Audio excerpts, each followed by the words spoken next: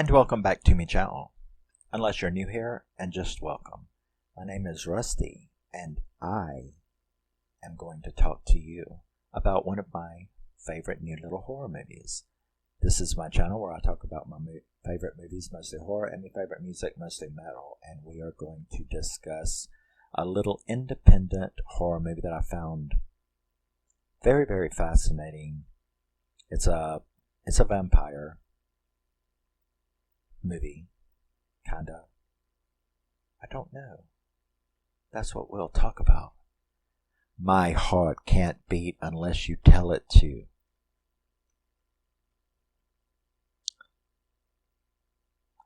So, My Heart Can't Beat Unless You Tell It To was released in 2020. It was written by Jonathan Cuartas and directed by Jonathan Cuartas. It stars Patrick Fugit, Ingrid, Sophie, Schram, and Owen Campbell. And it's got a 6 out of 10 on International Movie Database for a horror movie. What's up with that? So this movie opens with we meet a guy named Dwight who is giving a ride to a homeless man. They pull up at a house, and the guy's like, "This isn't a homeless shelter. This isn't a shelter." He goes, "Oh, I know. It's okay." So the guy gets out and starts to go in, and then we see Dwight just come out of nowhere and bash his skull in with a baseball bat. So he kills him when he gets out of the car with the bat, and then we watch him and a woman that we then find out is his sister named Jessie. They throw him up on the table, and they get a bucket, and they drain all of his blood out into a bucket with a tap on it like a beer keg, and which they then feed a bowl of it to someone we then find out is their little brother, whose name is Thomas. So he's their little brother, and then we watch Dwight bury this man in the backyard. We see them watching TV and listening to music. Next we see we're seeing their life. Their brother he's got long hair. He looks very sickly, walks very sickly, but otherwise looks normal, other than looking a little peaked. So we next see Dwight in a motel with a hooker. And instead of, I guess, engaging in sex, even though he's in his underwear, he actually is like, he just wants to talk. He just wants to talk to someone. And I guess you see as the movie goes why that is the way it is. So we see that scene, then we see him selling old clothes. I guess one of his chores in the house is to take to go through the possessions and wash, press, and clean the clothes of the victims that they get to sell at thrift stores and things like that to try to contribute to the household. So, we see him out there selling old clothes, and then we see him buy a karaoke machine. We see Jessie, who obviously is a waitress. That's her job. And she's working as a waitress. We see her going about her business. That night, we see her and Dwight exchanging Christmas presents. So at first, you think it's Christmas time, right? And then we see them exchange gifts, and then we see them give the big gift to Thomas, who opens it up, and it's the karaoke machine. We see them start using it, but he's very excited, but he ends up collapsing. He needs more blood, we see Jesse and Dwight talking about the next victim, and she mentions that hooker, unbeknownst. She doesn't know anything about him doing this hooker thing. But she mentions that she's noticed a hooker that's been working the block around her restaurant. Now he knows exactly what hooker she's talking about, and that she would be a good next victim, and he kind of dissuades her from it, and as a matter of fact, starts having a discussion with her about how he's very sad. He doesn't want to be doing this anymore. And you quickly see that Jesse is the boss of this house. That these two brothers of hers are definitely under her control, emotionally. And Jesse's a big old, and Dwight's a big beefy guy, not fat, muscular and stuff like that, but she definitely controls. And when he says he doesn't want to be doing this anymore and he's so sad and depressed, it's a very depressing movie. They're all depressed, or seem to be. And Jesse seems to just be doing what has to be done to keep their family together. So she mentions this hooker. He has that discussion with her. He doesn't want to keep doing it. We then see Jesse stalking that hooker. At which point she happens to be there and sees Dwight's truck and sees Dwight walk up to that door, and she tries to call his number because, unbeknownst to him, she's out there in the parking lot and she's watching. And his phone rings and he gets it out of his thing, but then he disconnects, like skip or whatever people do on mobiles to not accept a call. So she puts the phone down because she knows that is Dwight. Like she couldn't recognize her own brother. I think she was probably trying to stop him or ask him what the fuck he was doing. But so him and the hooker have another long talk. What would you do if you weren't here, and if you could travel? And she tells him about places that she's been, and he's never been anywhere. And he's very distraught. He's a very sad, depressed person, which I guess anybody would be if they're having to go out and murder to keep their baby brother alive. Obviously, they do that thing where you try to get the poor and homeless and people that won't be missed. So obviously they've been doing this a while, because the brother is about 18, 17. He looks about 16, 17, maybe 18. But in reality, who knows how old he is. So he goes home after having this discussion with the hooker again. They again talk about it, him not wanting to be doing this, and then she just basically flat out, because of what she had seen, she basically flat out asked him, are you going to abandon us? Are you going to leave us? Because I can't do this alone. And he says that he's not. And she demands that they stay together and that they must find a new victim.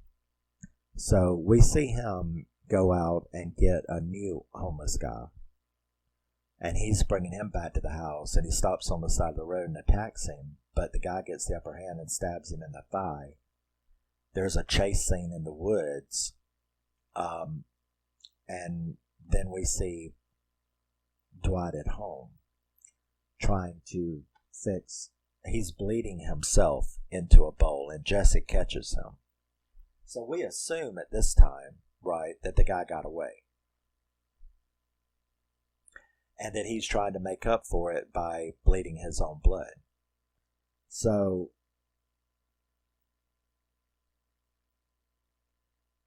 he gets stabbed, and brings him home. He's bleeding himself. When Jesse catches him doing this, she gets mad, and she's like, I'll go do it. And he's like, no, don't do that. And it's like, I'm going to, and she leaves. You ain't going to tell her what to do anyway. So he ends up having to remove this big screwdriver from his leg that guy had stabbed him with. And we then see Jessie check into a motel room, and she asked for a specific room. And at first I didn't catch why. And then once she's in the room and she walks outside, I realize it's that hooker's room.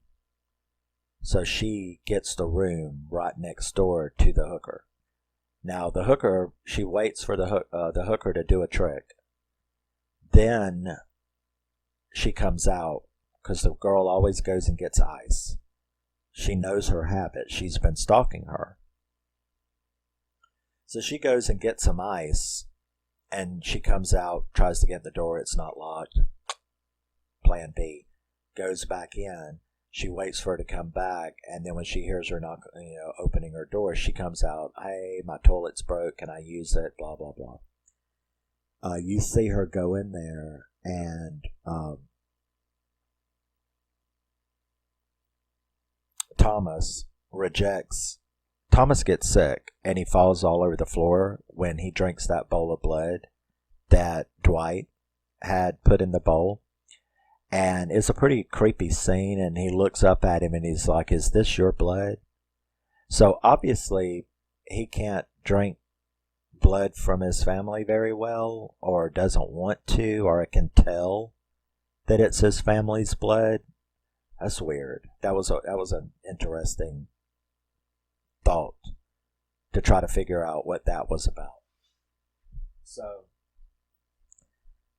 Jesse comes back, and when Dwight walks into the room, into the kitchen, it's that hooker that he has become friends with. And I think it was at that point that I thought, Jesse's a real hard ass, right? Because she had seen Dwight with her. And it's almost like she was like, anything to say? Like judging his reaction. Because he knew none of that. He did not know she had been stalking. He did not know that she had seen him with her. That was a very interesting dichotomy of emotions to kind of think what that feeling was like. So, he gets so upset when he sees that, when she comes in with the hooker that she killed. He gets really, really mad, and he jumps in his car and he drives off, but he ends up turning back around and going back home. And then you see him standing there, sadly, going through her purse, going through her valuables, and preparing her clothes to be washed and cleaned and sold. So it's like he had given up and he had went back. I mean, the despair in this guy was palpable. I mean, you could feel it on the screen. So we then see him go outside and go into the shed. And I'll be damned if that fucking homeless guy, the one that stabbed him, Eduardo is his name, he's got him tied up to a chair in the shed. And I'm like, I thought he got away. He's got him tied up in the shed, and he takes his tape off around his mouth. And he's talking to him, and it becomes very clear that this guy cannot speak English. He is an immigrant, an illegal immigrant. He cannot speak any English. He's not understanding anything Dwight's saying, and Dwight's not really understanding anything either, but he tries to communicate with him. And through this conversation, you kind of figure out from Eduardo's answers that Eduardo was an illegal immigrant, because he got his wallet and he finds a picture and he's like, is this your son? And he's like, he doesn't understand, but he is telling, he's like, that's the guy that was supposed to help me. So he was his contact in this country. So when he came over, got in, he was supposed to contact this guy. So Dwight really doesn't know, brother, son, whatever, because he sees his picture. So he's assuming there's some relation. And through the subtitles, you're learning that No, it's not. He's an illegal immigrant. He was supposed to meet this guy. The guy didn't help him. The guy didn't show up. And, you felt really sad for Eduardo for a minute. Well, not just for a minute, just period. Because he starts crying, and he's like, he was supposed to help me. He was supposed to be my contact, and now look where I am. I mean, it's my luck, actually. So I certainly identified with him, because I'm like, yeah, bitch, if that's what I did, this is the exact kind of shit I'd end up in too. You know what I mean? And the despair on that man's face was horrible, because it was just like, oh my God, that's like, this isn't the punishment, is it, for illegal immigration? He's tied up in some crazy person's shed as far as he knows. So you learn from Dwight's side of the story that he basically kept this man because he's going to feed him and stuff. That's why he took the tape off, to talk to him. It was the same reason that he had that hooker, that he went to that hooker. He has no one. He just needs someone to talk to besides his sister and baby brother. He just wants somebody to talk to. So he's actually kept him as a pet or something, Can't speak English and all that, which was disappointing. So you then see, he goes back in the house, and you see they have dinner, him and her and Thomas. Thomas's dinner, of course, is a bowl of blood. So Thomas starts going like, I'm tired of being inside, and can't I have some friends, and I want to go outside. And Jesse is just really a bitch. Like, no, there's nobody out at this time of night. But I hear kids playing outside during the day. There's these kids that walk by every day. Well, you're not supposed to be up during that time of day. There's nobody out at 3 o'clock in the morning.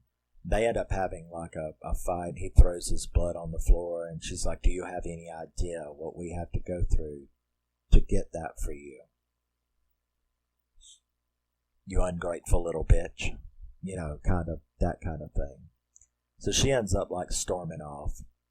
Dwight does take him outside onto the porch for a while, where they, I guess, enjoy the night air just to be out the damn house.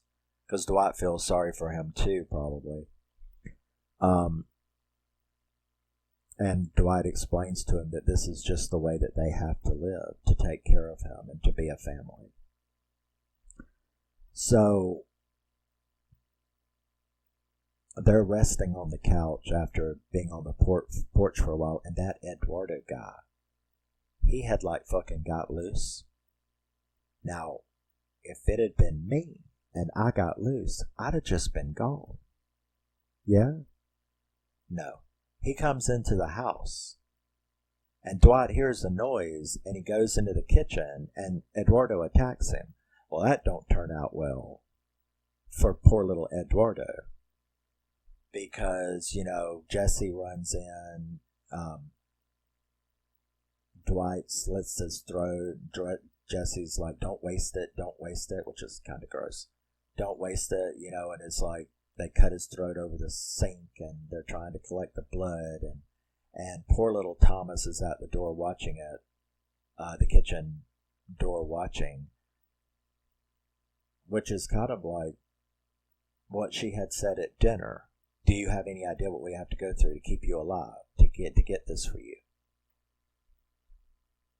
Well, he just witnessed it. So he's none too, happy either. It's a horrible scene. Dwight actually has a little mental breakdown and goes in there and starts screaming into the karaoke machine, singing a song called My Heart Can't Beat Unless You Tell It To. It sounded like some kind of blues song. I have to look it up and see if it's real. But he sings it, and he's like a little mental for a second, but he gets his composure back. They stab and kill Ed. He sings karaoke in a breakdown. Jess goes to work the next day, and then we see Thomas is up during the day when he's not supposed to be. So Dwight's in there asleep, and Thomas hears these people. He hears those teenagers outside. Because they come down the sidewalk in front of the house. So he had made a paper airplane, and the poor kid just he takes a deep breath, and he opens up the door, and he runs out just a foot, just like one step outside onto the porch, and like throws this airplane at the kids. And just the second that he'd done that, Dwight was behind him and threw a blanket over him and brought him back in the house, and like his Thomas's arm was like burned.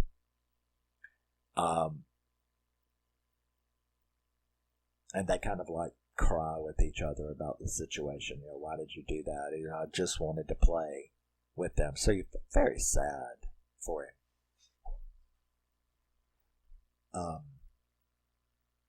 So we see Jess at work. There's two women that kind of piss her off. They kind of say something smart ass to her. She ends up following them.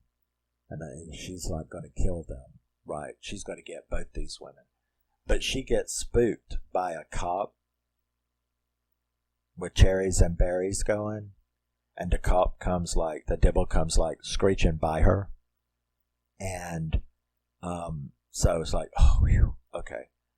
So she like abandons that plan.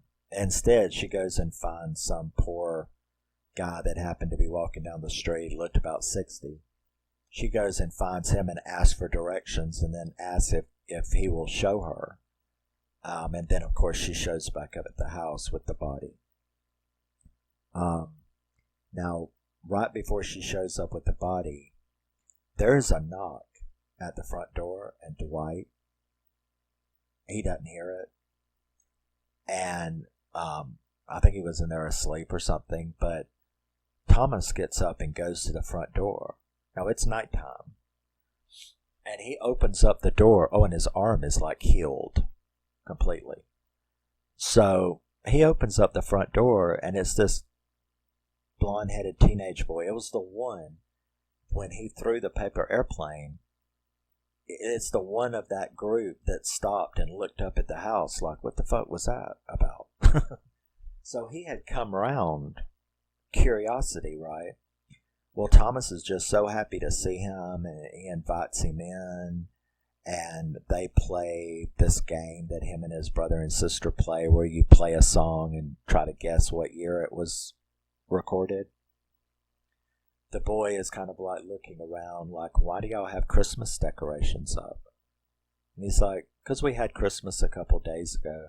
And he's like, yeah, but it's April. So you're like, okay, I didn't know that. I thought this was taking place around Christmas time. They just keep Christmas decorations up all year and have it whenever they want to, which I guess is an acceptable idea if you like giving gifts that much.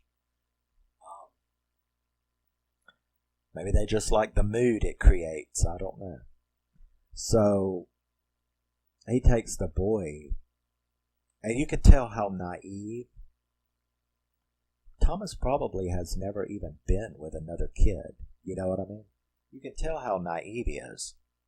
So he goes in there to the refrigerator, and he like actually, takes out a big glass. And he's like, here, try some of this. And the boy like takes a big swallow of it.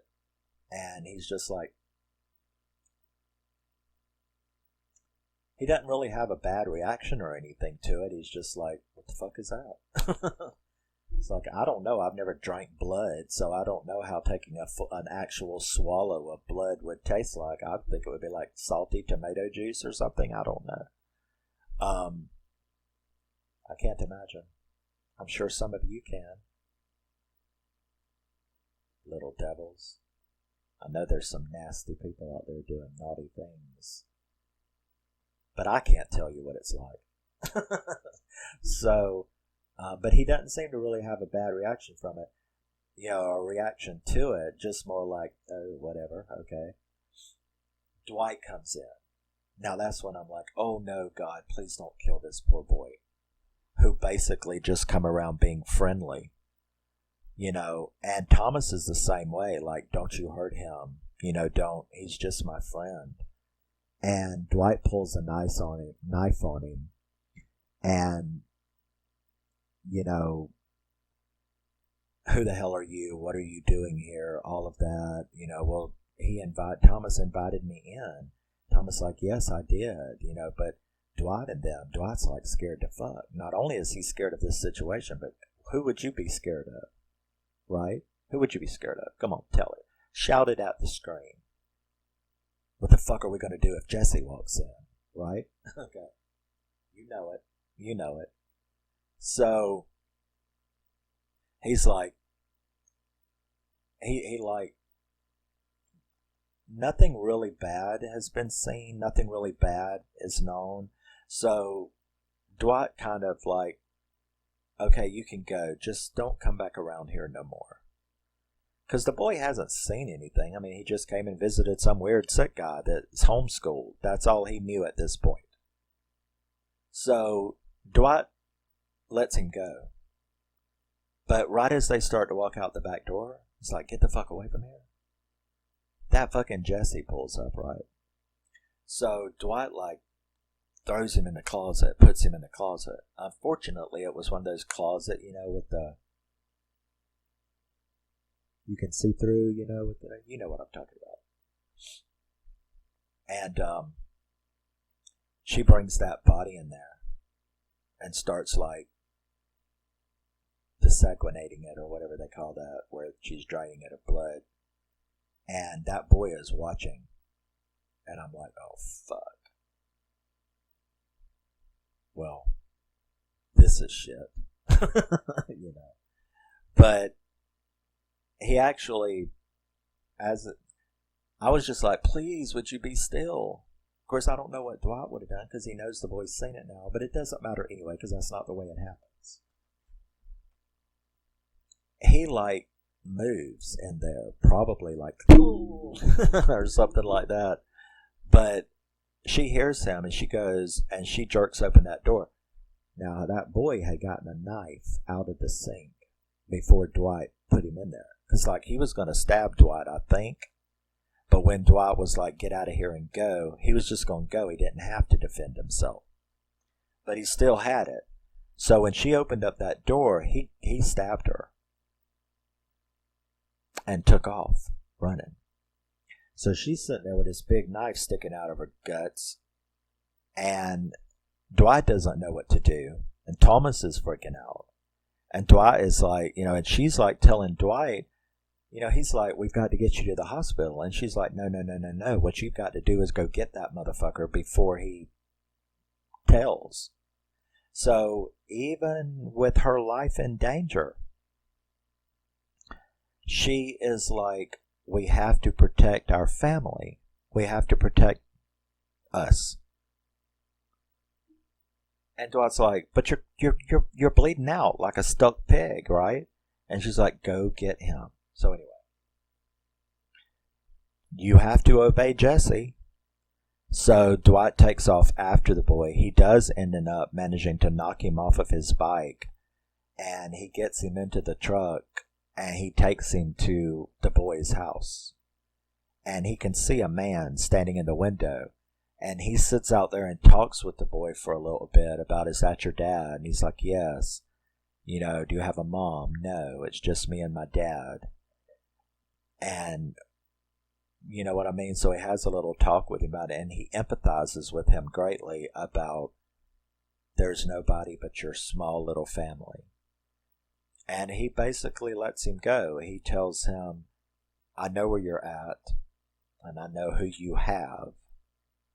And if you say anything, I'm going to take your dad. I'm going to take you. Are we cool? And the boy's like, yeah, we're fine. I didn't see nothing. I understand. I'm not going to do nothing. Dwight trusts him, and so that's the end. You never see him again. So, cops don't come or anything. So the boy obviously kept his word. I know I would. I would keep my word. What am I going to tell? I mean, what is the cop going to do? Is the cop going to believe that shit anyway? You know what I'm saying? No. I'm just going to cover my own ass. Thank you very much. But Dwight goes back home. And Jesse has died in the tub, because he had helped her to the tub, Thomas, or she had gotten to the tub. And she has basically died right before Dwight came in. And she had told Jesse not to waste it. Not to waste the blood. To her last breath, bitch was taking care of her little brother. So Dwight comes in, sees her dead, he flips. He grabs Thomas, and he throws Thomas in the bedroom, his room, and he rolls that dead body into the bedroom that Jess had brought home. Turns his head to the side, turns the body's head to the side, and then walks out. And he goes and he packs, and he comes knocking on the door, and he tells Thomas that he's leaving and that he's not coming back. So, and you see Thomas in there, he's like naked, and he's in there, and that's when he had put the body in there and walked out, went packed, told him he was leaving, not coming back. So he is driving off. He's gone for a day or two. I think he's gone for 3 days or something. And he's at a cafe, and he sits across, and he sees a happy family. He sees a happy family. And so he goes back. And he nearly knocks him out when he opens up Thomas's door, because that body has just been sitting there rotting. And Thomas is just under the blankets, waiting for death, I guess. So he opens up, he takes the blanket off of him, and he's like, I thought you were gone and not coming back. And then he's like, we're all we've got, And they both are crying. And you're kind of tearing up as well. And then Thomas is like, open the window. And that really makes Dwight start blubbering. Because he had not wanted to do this stuff no more from the hole. But now Thomas is just like, I can never have that boy, that. Did they say his name? I don't know if they said that boy's name. I probably did when they introduced themselves, but I didn't write it down. But it's like, I can never have that companion. I can never do this. I can never be normal. Which I, of course, think they could. It's just I'll talk about that in a minute.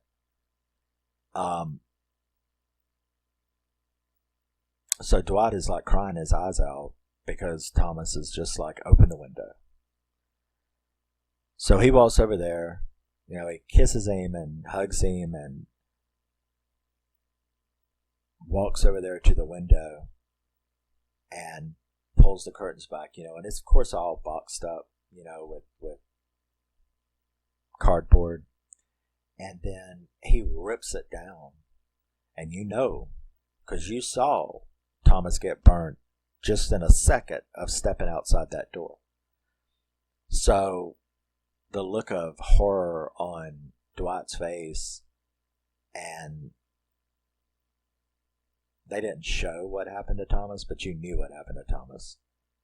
He fried. And then you see, that's what I'm saying, this movie does not have a happy ending. It seems like it would now, right? But Dwight drives and he's free now, and he smiles. I think it's probably one of the few times you've seen him smile in the whole movie. as he's looking at the mountains and he's driving and he's looking at stuff, and he goes to this big, beautiful lake, and he walks down to the beach, and he's looking out over it, and, there's this smile on his face, and it's all said with the emotion, because he's like, he's free now. But then he realizes that he's free, but he's alone. And regardless, that thing that made him go back to Thomas, the family that he watched at the cafe. So you see the smile and the freedom and the joy. You see it just melt off of his face into this exactly the way he looked at the beginning of the movie. He looks just as down, just as depressed, just as lost, and just as much despair as he did. He didn't get freedom. But the smile goes away as he realizes free equals alone, and not the joy he thought it would be. And the movie ends there with him looking out over that water like, this isn't what I wanted either. And I was like, oh, he's fixing to kill himself now. He's fixing to kill himself now. But instead it goes black. I think he killed himself. That's what I think. Because that look on his face was definitely a top myself moment. Because he got what he thought he wanted in like the conversation with that hooker. And with his despair at the life they were leading. But it was the life that they were leading that made him come back when he did have his freedom. And then he lost that too. Because Thomas demanded that he ash himself. So then he ends up at that lake, and it did look like he was happy for a second, but it was gone. It was gone. It was gone. And like I said, the movie left at that moment. It was over. And yes. So, did they never mentioned vampire in this movie. It was like, and you wonder all kind of things, right? Where are the parents?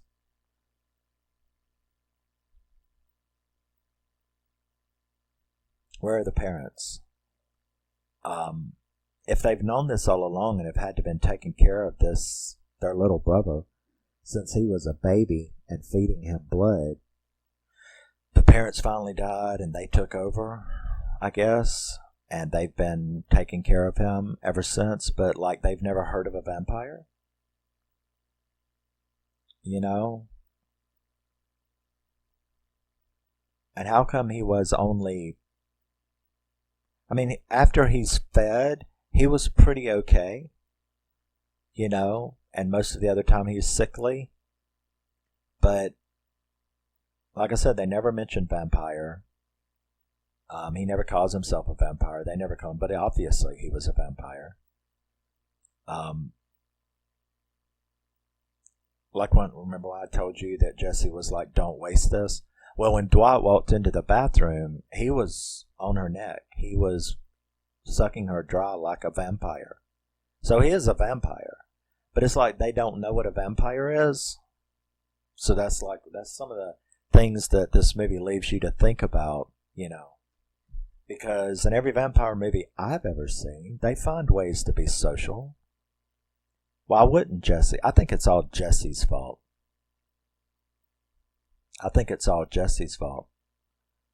Because if they seem to have accepted this. After all, they've been killing for him for years. Well, if you've accepted this, then how come you haven't found a way to integrate it into some kind of life. What do you mean the boy can't have no friends? You don't have to tell him he's a vampire. What about like the kids and the others with Nicole Kidman, right? There are people that can't walk out into the sun. That's a real disease. Their skin can't tolerate sunlight. So I mean, it's not like they couldn't have found friends. Now, granted, you have a big secret. You're fucking killing homeless people and hookers to feed your baby brother. I'm understanding the problem here. What I'm saying is that even in this life that you have chosen to take care of your baby brother, you could have still had a life. For instance, if Jesse hadn't come home when that teenage boy left, when Dwight made him leave, he didn't know anything other than it's a guy who's sick, who's homeschooled, and maybe they could have been friends. He could have still come around. You just have to keep that secret that you're drinking blood. Of course, you don't need to be feeding him a glass to... I don't know what that was about. And I don't know why the boy didn't react funny to drinking a swallow of blood. But I've never had none, like I said, so I don't know. But this is it's a wonderful movie. The atmosphere is so despair and depressing, but so interesting and leaves so much room for thought. And then trying to figure out, like I said, I mean, they could have went out. What was the problem with going to the movies or something at a midnight movie show? People can live and never see daylight. There are people who do live and never see daylight. They're night people. They work at night. They party at night. They sleep during the day. Everybody. It's not like it would be some kind of big, unusual thing. So I think there was another way that they could have lived if Jesse and Dwight had just stopped and maybe moved to a big city, or maybe they were taught this by their parents. You know what I mean? Maybe they have lived such a secluded and focused life that they've never been introduced. I mean, after all, you don't know you have options unless you know options are there, is what I'm saying. So if they've never been exposed to the things that they could have done to make this life of theirs easier, maybe they didn't know there was options. But I know there are options. I'm sure you can think of plenty yourself. So yes, that is 2020's My Heart Can't Beat Unless You Tell It To. If you could find it, it's a really good movie, really good thought-provoking movie to have in your collection if you're a horror fan. And if you're a vampire fan, this is definitely a spin on the genre, on the issue. And yes, I will see you in the next thing I do. Love you, miss you, bye-bye. Always remember, never forget, you are a very, very special person no matter what anybody says. Even if you are a vampire that don't know it. Or do know it and refuse to accept your identity. You're still a very special person. Bye-bye.